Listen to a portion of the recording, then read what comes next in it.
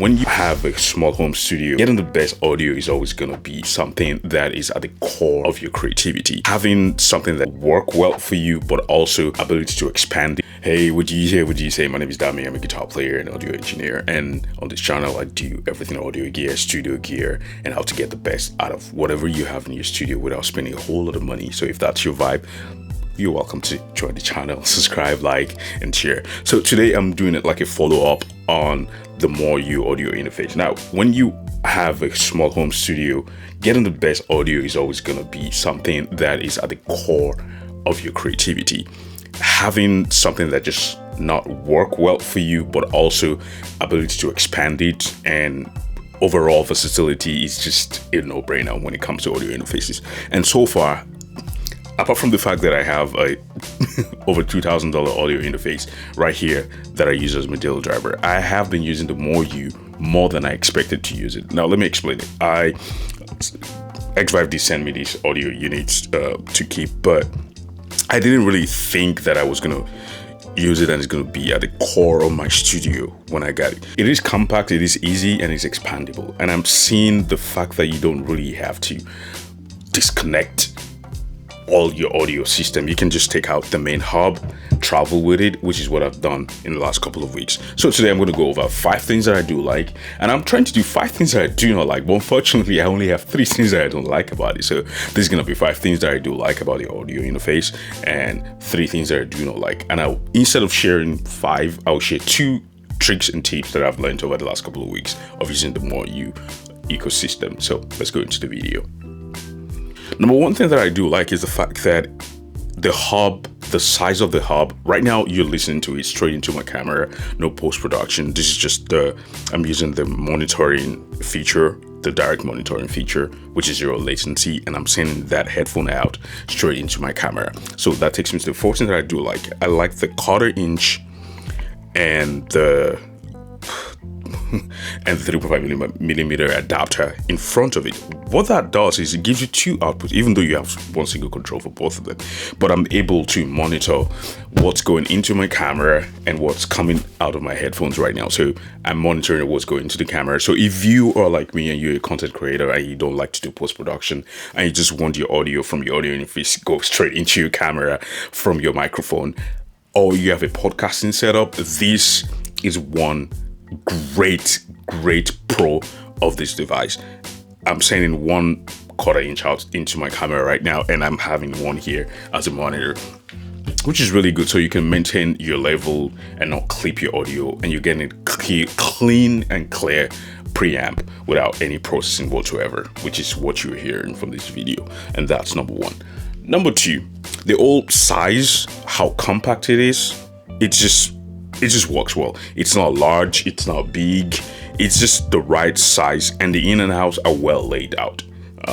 And that's gonna be number 3. The ins and outs are great. You can expand it. Now, traditionally, if you have an audio interface in your studio and you have to travel, you might probably need to yank it off and disconnect all your cables, and then with this, it's different. So I still have my setup for the drums. It's still over there. If you've not seen my last video, you should go check it out. I still have the setup for the drums over there, and it still works. So what I just do is disconnect the XLR cable that connects to the drums and take it out.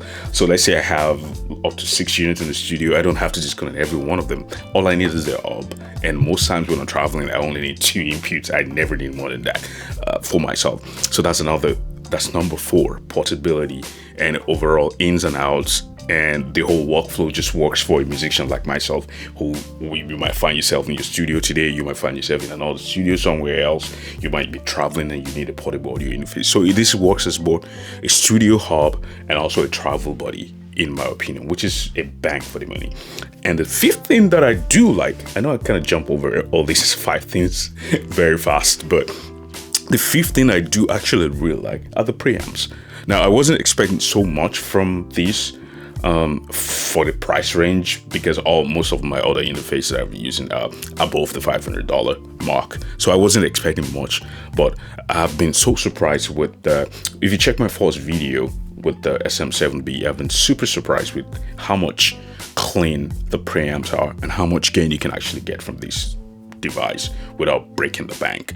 And that's really impressive to me. And I really like that amount of output that I get from the device itself without having to use an external preamp or an external device to kind of boost gain. Like, with the microphones like the SM7B, you don't have to really get anything. That this has enough juice, and the noise level is pretty low, considerable.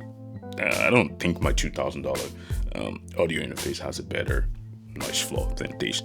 Again, this is not a scientific test. This is real life use. I'm not coming here throwing numbers and all that stuff. I would love to do that much later. If that's something you want to see, actual comparison with other interfaces that I own, let me know in the comment section. I would love to do a video like that. And basically, that's what I do on the channel. Yeah. And to the 3 things that I do not like about it. This is hard, but I will say the first thing that I do not like are the screen. The screen is really small. It's usable. This is just me nitpicking. It's not a big deal. It's full color display. But I think it's kind of too small. I would have loved a bigger screen on it. Right now, I'm not sure if it's in frame, but it's a little bit smaller. Yeah, that's about it. That's the first thing that I do not kind of like with it. And the other thing that I kind of think I would have liked is and again, this is just me nitpicking, the fact that the output, it's quarter inch. At this point, I usually like an XLR output for monitors. My monitors are XLR, and again, this is not a big deal. It's gonna be a big deal to you, and I don't think it's gonna be a big deal to a lot of people. It's pretty much there. I just wish it was quarter inch. It was XLR instead of being quarter inch. That's just something which is kind of a setback, but then it's not really a setback. I can always use a converter with my studio monitors here, and that is only coming up because this is becoming my main hub here in the studio, and it's just gonna replace my Antelope, especially when I'm doing multi-track and having other people in the studio. This is gonna be my audio thing. And number 3, which is just me nitpicking, is lack of DSP effects. All you have here is a reverb, which is fine, but I would have loved to have like a compressor on it. Yeah, it's like I have with the $2,000 audio interface. But again, at this price point, at less than $500, around the $300 mark, I think you're getting more than a fair deal. So like I said, these are not really cons. This is just me nitpicking because I'm coming from a different ecosystem into this ecosystem. And again, I'm just being 100% transparent with you guys with what I have with here. So overall, this is a very useful tool, especially if you're a small content creator and you like easy workflow and you don't like post-production and you just want to record and go. Either you're playing a guitar or you're talking or you have multiple people talking with yourself in your studio. I think this is the way to go with this device, and with the expandability of the X2, which is prominently, if you've not seen the last video, you should go check it out, which is prominently stationed at the drums place. I can just put an XLR cable here and the drum is ready to record, and my ADAT-in is always here. I can always put that in. The expandability is just awesome, and it's a really good device. And the Talkback feature, that is sick. And those are the little things that just works. And again, it doesn't require any software to use, which is something that you really appreciate. And which means this device is future proof. That's everything you have, it's gonna be here. I hope maybe they will have feature software updates that might, add one more DSP, if that's a thing that's possible. I don't know, but yeah, I promise you guys to teach you a trick at the end of the video, and here is that. So if you have a rumpy voice like myself and you find yourself having like the low end in your voice being too much, I just go for the low cut here and it just cleans everything up.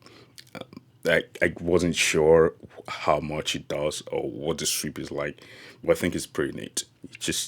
And now I almost always have it on on my signal chain, and yeah, and you can see, the old system is very clean and very precise and very accurate to actually use. It's not complicated to use, and just turned off the reverb, and yeah, good to go. Yeah, so that has been my 1 month overview of what this is. More video will be coming over time, and if you have any questions, you can leave them in the comments below. Thank you for listening to me. My name is Dami. I'm a guitar player and audio engineer, and remember, don't stop creating. Peace out.